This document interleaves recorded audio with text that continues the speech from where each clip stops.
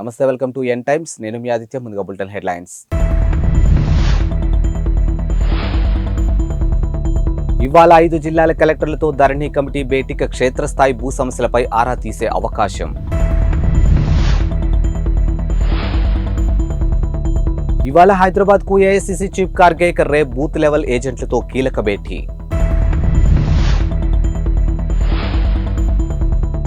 సికింద్రాబాద్ నుంచి అయోధ్యకు special trains. ఇక అధికారికంగా ప్రకటించినటువంటి దక్షిణ మధ్య రైల్వే ధరణి పునర్నిర్మాణ కమిటీ ఇవాళ సచివాలయంలో 5 జిల్లాల కలెక్టర్లతో సమావేశం కాబోతుంది. ఇక రంగారెడ్డి, సిద్దిపేట, వరంగల్, ఖమ్మం, నిజామాబాద్ జిల్లా కలెక్టర్లు ఈ సమావేశానికి హాజరు కావాల్సిందిగా ఇప్పటికే వారికి సమాచారం పంపింది. అయితే ధరణి సమస్యలు, వాటి పరిష్కారానికి సలహాలు తహసీల్దార్లు, ఆర్టీఓలు దర్యాప్తు నివేదికలు ఇచ్చే సమయంలో ఎదురవుతున్నటువంటి ఇబ్బందులతో పాటు పోర్టల్లో ఆర్టీఓ, తహసీల్దార్లకు అదనంగా కల్పించాల్సినటువంటి వెసులుబాట్లు, న్యాయ సంబంధిత సమస్యలు, చేయాల్సిన మార్పులు చేర్పులతో పాటు నిజామాబాద్ జిల్లాలో భూభారతి వివరాలు రావాలని రెవెన్యూ శాఖ ముఖ్య కార్యదర్శి నవీన్ మిట్టల్ కలెక్టర్లకు ఆదేశాలు జారీ చేశారు. ఇక కలెక్టర్ల నివేదికలను పరిశీలించిన అనంతరం ఎంపిక చేసినటువంటి ప్రాంతాలకు వెళ్లి భూ సమస్యలు అధ్యయనం చేయాలని ధరణి కమిటీ చూస్తుంది.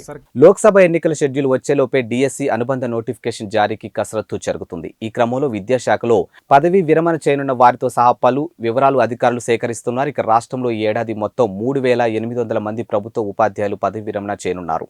ఇక మార్చి నెలాఖరు నుంచి పదవి విరామలు ప్రారంభం కానున్నాయి. ఇక కొత్తగా ఉపాధ్యాయ నియామకాలు చేపట్టాల్సి ఉండడంతో పాఠశాల విద్యాశాఖ ఇప్పటికే ఆయా గణాంకాలను సేకరించింది. గత ఏడాది ఆగస్టులో 5,089 ఉద్యోగ ఖాళీల భర్తీకి విద్యాశాఖ నోటిఫికేషన్ జారీ చేసింది.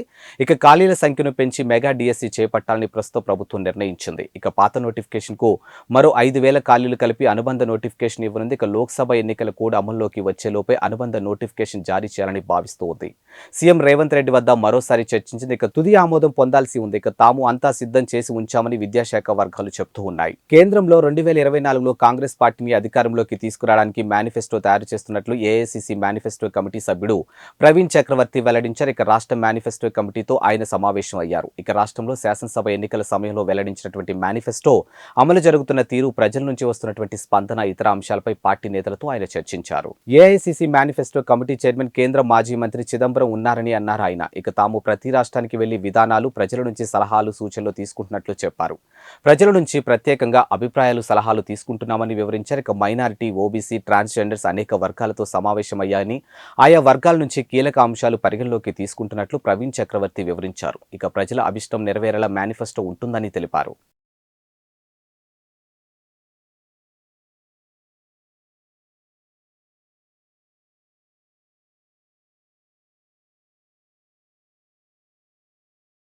పార్లమెంటు ఎన్నికలను దృష్టిలో ఉంచుకొని రేపు ఎల్బీ స్టేడియంలో కాంగ్రెస్ బూత్ లెవెల్ ఏజెంట్లతో సమావేశం నిర్వహిస్తూ ఉన్నారు. ఈ సమావేశానికి ముఖ్య అతిథిగా ఏఐసీసీ అధ్యక్షులు మల్లికార్జున ఖార్గే హాజరవుతున్నారు. బూత్ లెవెల్ ఏజెంట్లు అంతా హాజరయ్యేటట్లు చూడాలని సీఎం రేవంత్ రెడ్డి సూచించినట్లు పీసీసీ కార్యనిర్వాహక అధ్యక్షుడు మహేష్ కుమార్ గౌడ్ తెలిపారు. ఇక అసెంబ్లీ ఎన్నికలు పార్టీని గెలిపించడంలో బూత్ లెవెల్ ఏజెంట్లు క్రియాశీలకంగా పనిచేశారని ఆయన కొనియాడారు. ఇక పార్లమెంటు ఎన్నికలను అనుసరించాల్సినటువంటి విధానాలపై ఈ సమావేశంలో ఖార్గే దిశానిర్దేశం చేస్తారని అన్నారు.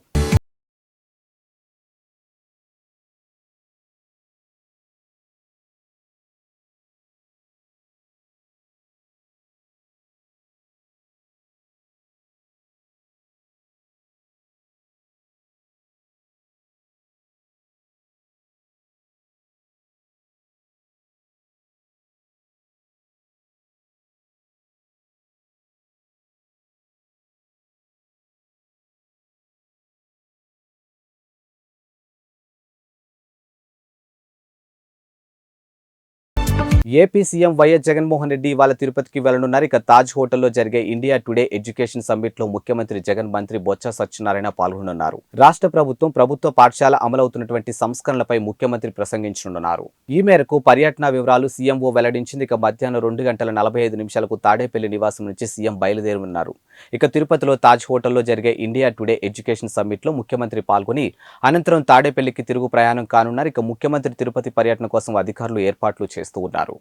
అంబేద్కర్ గారి విగ్రహం ఇది ఇనాగరేషన్ 19వ తారీఖున విజయవాడలో ఒక గొప్ప కార్యక్రమం జరుగుతుంది. దాదాపుగా 404 కోట్ల రూపాయలు, దాదాపుగా 19 ఎకరాలలో 125 అడుగుల బాబాసాహెబ్ అంబేద్కర్ గారి విగ్రహం ఆవిష్కరణ జరుగుతూ ఉంది. సోషల్ జస్టిస్కు ఒక ప్రతిరూపంగా నిదర్శనంగా ఈ కార్యక్రమం జరుగుతూ ఉంది.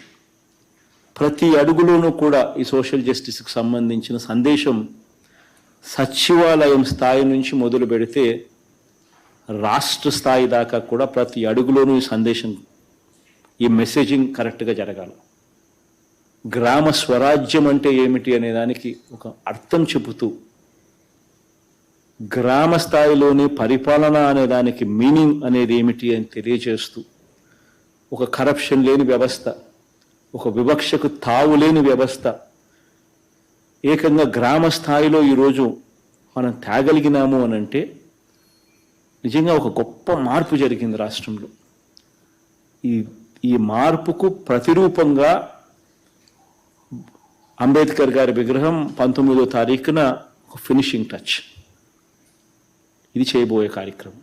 ఏపీలో కాంగ్రెస్ పార్టీ ఎన్నికల సమరానికి సిద్ధమవుతూ ఉంది. ఏపీలో అసెంబ్లీతో పాటు పార్లమెంటు ఎన్నికలు సమీపిస్తున్న తరుణంలో కాంగ్రెస్ పార్టీ అభ్యర్థుల వేటలో నిగ్నమైంది. ఇవాల్టి నుంచి అసెంబ్లీ ఎంపీ స్థానాలకు పోటీ చేసే ఆశావాహుల నుంచి దరఖాస్తులు స్వీకరించేందుకు సిద్ధమైంది. నేటి నుంచి విజయవాడలోని ఆంధ్రరత్న భవన్లో కాంగ్రెస్ పార్టీ ఎమ్మెల్యే, ఎంపీ అభ్యర్థుల దరఖాస్తుల స్వీకరణ చేపట్టనున్నారు. AP Congress party in charge Manikrao Tagore దరఖాస్తులు స్వీకరిస్తూ ఉన్నారు. ఉదయం 11 గంటలకు మొదటి అప్లికేషన్ మాణిక్రావు ఠాకూర్ ఇవ్వనున్నారు. ఏపీ కాంగ్రెస్ లో చేరిన వారికి కూడా అప్లికేషన్లు ఇవ్వనున్నారు. ఏపీ కాంగ్రెస్ సభ్యత్వమే అభ్యర్థి మొదటి అర్హత ప్రకటించారు. ఇక పూర్తి అర్హతల పరిశీలన అనంతరం అభ్యర్థులను నిర్ణయిస్తారని ఇప్పటికే ఏపీ పిసిసి అధ్యక్షురాలు షర్మిల తెలిపారు. ఏపీ కాంగ్రెస్ మాజీలకు పెద్దపీట వేనున్నట్లు తెలిసింది. ఇక తిరిగి కాంగ్రెస్ గూటికి చేరాలని మాజీలకు ఇప్పటికే ఏపీ పిసిసి అధ్యక్షురాలు షర్మిల పిలుపునిచ్చింది. ఇప్పటికే మాజీలతో పాటు ఎమ్మెల్యేలు తమతో టచ్లో ఉన్నారని ఏఐసిసి వర్గాలు పేర్కొంటూ ఉన్నాయి. ఇక ప్రస్తుతం జిల్లాల పర్యటనలో ఉన్నటువంటి ఏపీసీసీ అధ్యక్షురాలు వైఎస్ షర్మిల నేరుగా కలిసి తమకు అవకాశం ఇవ్వాలని ఆశావాహులు కోరుతున్నట్లు తెలిపింది. ఇదిలా ఉండగా షర్మిల కాంగ్రెస్ బాధ్యతలు స్వీకరించినప్పటి నుంచి పార్టీని బలోపేతం చేసే పనిలో నిమగ్నమయ్యారు.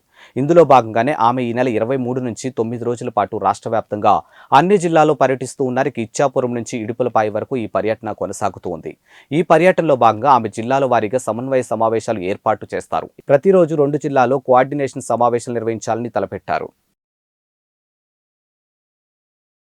ఈరోజు వైఎస్ఆర్ తెలంగాణ పార్టీని కాంగ్రెస్ పార్టీలో విలీనం చేస్తున్నందుకు రాజశేఖర రెడ్డి బిడ్డగా నేను సంతోషిస్తున్నా. ఎందుకంటే ఈ రోజు నుంచి వైఎస్ఆర్ తెలంగాణ పార్టీ కాంగ్రెస్ పార్టీలో భాగమై, కాంగ్రెస్ పార్టీ ఉన్నంత వరకు వైఎస్ఆర్ తెలంగాణ పార్టీ కూడా కాంగ్రెస్ పార్టీలో భాగమై ఉంటుంది. కాబట్టి వైఎస్ఆర్ తెలంగాణ పార్టీ నాయకులు, వైఎస్ఆర్ తెలంగాణ పార్టీ కార్యకర్తలు నాతో పాటు ఈ రోజు చాలా సంతోషంగా ఇండియన్ నేషనల్ కాంగ్రెస్ పార్టీలో విలీనం కావడం జరుగుతుంది. రాజశేఖర రెడ్డి గారు బ్రతికున్నంత కాలం నమ్మకంగా కాంగ్రెస్ పార్టీకి సేవ చేయడమే కాకుండా రాజశేఖర రెడ్డి గారు చనిపోయే నాటికి కూడా కాంగ్రెస్ పార్టీకి సేవ చేస్తూనే చనిపోయారు. ఈ రోజు రాజశేఖర రెడ్డి బిడ్డ కాంగ్రెస్ పార్టీలో చేరుతుంది అంటే రాజశేఖర రెడ్డి గారికి చాలా సంతోషం, చాలా గర్వం కలిగించే విషయం అని నేను నమ్ముతున్నా. ఎందుకంటే ఈ రోజు మన దేశంలోనే అతిపెద్ద సెక్యులర్ పార్టీ కాంగ్రెస్ పార్టీ. కాబట్టి కాంగ్రెస్ పార్టీ మన స్వాతంత్రం వచ్చినప్పటి నుంచి పునాదులు వేయడం దగ్గర నుంచి ఈ దేశాన్ని కట్టడం దగ్గర వరకు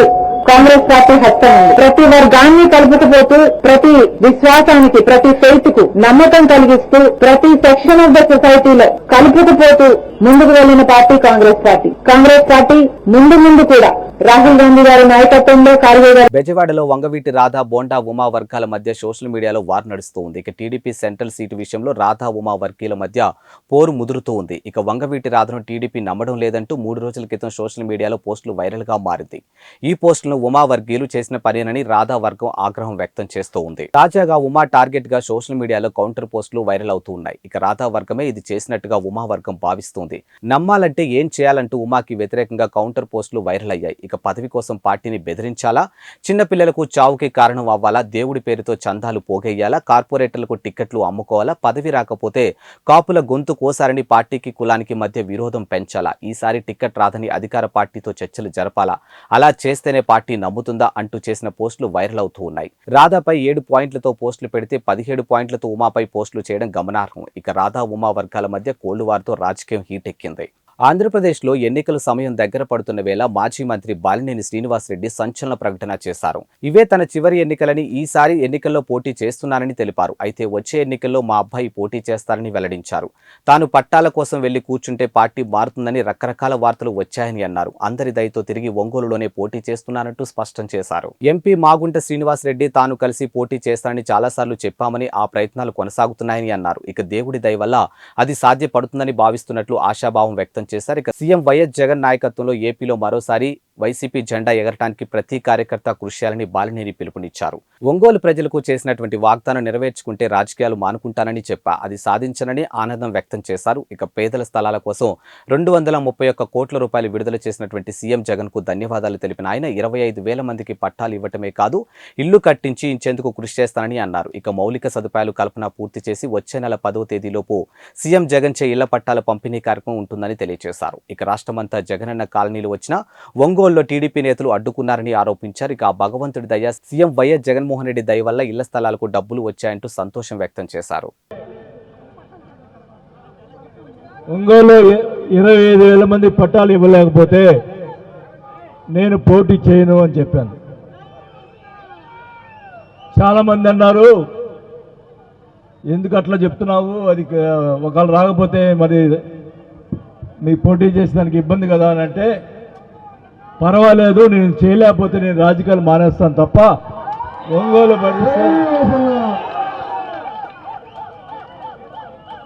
ఏ పరిస్థితిలో ఒంగోలు పట్టాలు ఇవ్వలేకపోతే ఇంకా మనం చేసిన దానికి మనం ఏం చేయలేకపోయాం, పట్టాలు కూడా ఇవ్వలేకపోతే ఇంకా అనవసరం అని చెప్పి ఆ రోజు చెప్పడం జరిగింది. మరి ముఖ్యంగా ఈ 25,000 పట్టాలకి 231 కోట్ల రూపాయలు డబ్బులు ఇచ్చినందుకు ముఖ్యమంత్రి గారికి అందరూ కూడా ధన్యవాదాలు తెలియజేసుకుంటా ఉన్నా. జై జగన్.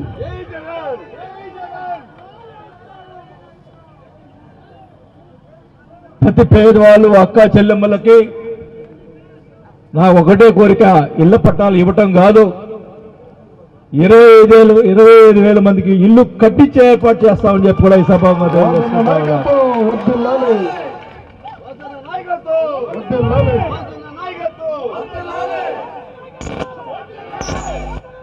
ఇప్పుడు డబ్బులు ఆల్రెడీ వచ్చున్నాయి. ఆ రైతులకి మొత్తం కూడా రేపెల్లుండో మొత్తం రైతులందరూ కూడా డబ్బులు వేయటం జరుగుతుంది.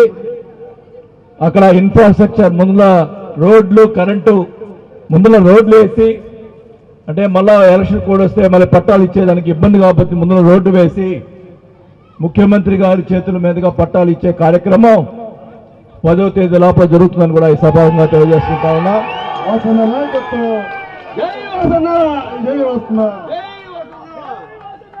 నేను ఒకటే చెప్తా ఉన్నా, ఒంగోలు పట్టణంలో ఇంకా ఎవరైనా ఇల్లు లేకుండా ఉన్న వాళ్ళు ఎవరుంటే కూడా,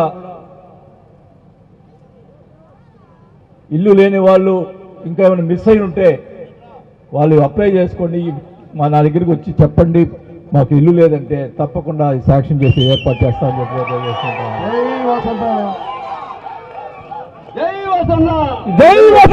ఒకటే చెప్తా ఉన్నా, ఒంగోలులో ఇంకా పూరి గుడిసె అనేది ఉండకూడదు, ప్రతి ఒక్కరు కూడా పక్కా ఇల్లు అనేది ఉండాలని చెప్పి కూడా ఈ సభగా తెలియజేసుకుంటా ఉన్నాం.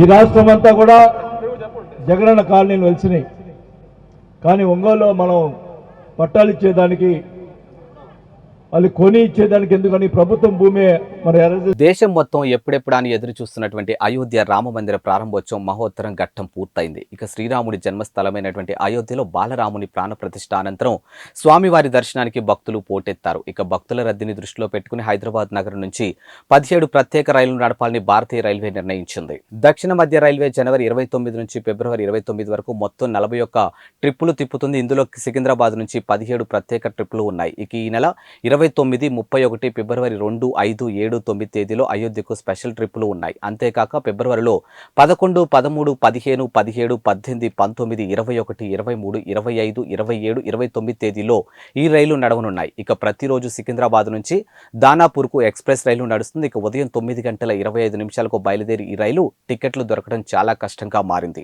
దీన్ని దృష్టిలో ఉంచుకొని ప్రతి శుక్రవారం హైదరాబాద్ నుంచి గోరఖ్పూర్ ఎక్స్ప్రెస్ ను కూడా దక్షిణ మధ్య రైల్వే అందుబాటులోకి తెచ్చింది. ఈ రైలు ఉదయం 10:40 బయలుదేరి అయోధ్యకు మరుసటి రోజు మధ్యాహ్నం 3:30 చేరుతుంది. ప్రపంచవ్యాప్తంగా చోటు చేసుకున్న పరిణామాల నేపథ్యంలో బంగారం ధరలు ప్రతిరోజు మార్పులు చేర్పులు జరుగుతూ ఉంటాయి. ఒక్కరోజు ధరలు తగ్గితే మరికొన్ని రోజుల్లో పెరుగుతూ ఉంటాయి. బంగారం కొనుగోలు చేసే వారికి నిన్న మొన్నటి వరకు ధరలు బెంబేలెత్తిస్తున్నప్పటికీ వరుసగా 3 రోజులు ధరలు స్థిరంగా ఉన్నాయి. బులియన్ మార్కెట్లో 22 క్యారెట్ల బంగారం రేటు 10 గ్రాములు 57,800 వద్ద ట్రేడింగ్ అవుతుంది. అలానే 24 క్యారెట్ల బంగారం తులానికి 63,050 వద్ద స్థిరంగా ఉంది. ఇక ఈ రోజు ఢిల్లీలోని 22 క్యారెట్ల గోల్డ్ రేటు తులానికి 57,950 ఉండగా 24 క్యారెట్ల మేలిమి బంగారం తులానికి 63,200 వద్ద స్థిరంగా కొనసాగుతోంది. హైదరాబాద్ బులియన్ మార్కెట్లో వరుసగా 3 రోజులుగా బంగారం ధరలు స్థిరంగా ఉన్నాయి. 22 క్యారెట్ల బంగారం రేటు 10 గ్రాములు 57,800 వద్ద ట్రేడింగ్ అవుతూ ఉండగా 24 క్యారెట్ల బంగారం 63,050కి కొనసాగుతుంది. ఇక వరంగల్, విజయవాడ, విశాఖపట్నంలో కూడా ఇవే ధరలు కొనసాగుతూ ఉన్నాయి. ఇక బులియన్ మార్కెట్లో బంగారం ధర నేడు స్వల్పంగా తగ్గింది. ఇక కిలో వెండిపై 500 తగ్గి 75,000కు కొనసాగుతుంది.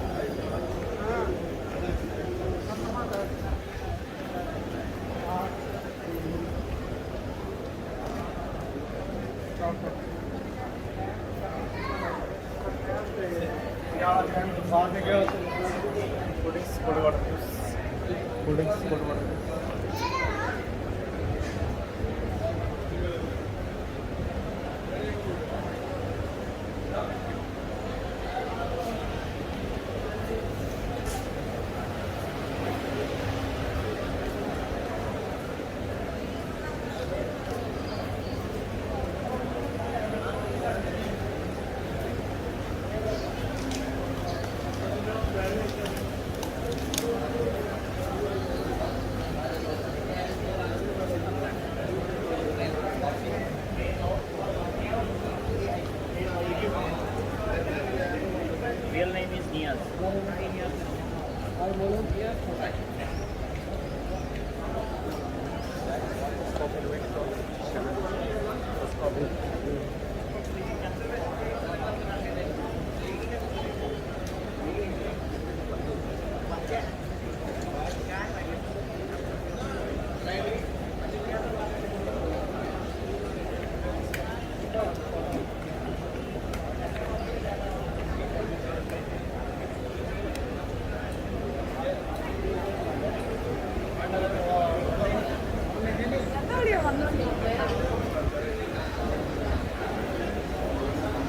ఇవి వాల్టి బులెటిన్ అప్డేట్స్. మరో బులెటిన్తో మళ్ళీ కలుద్దాం. అంతవరకు సెలవు, నమస్కారం.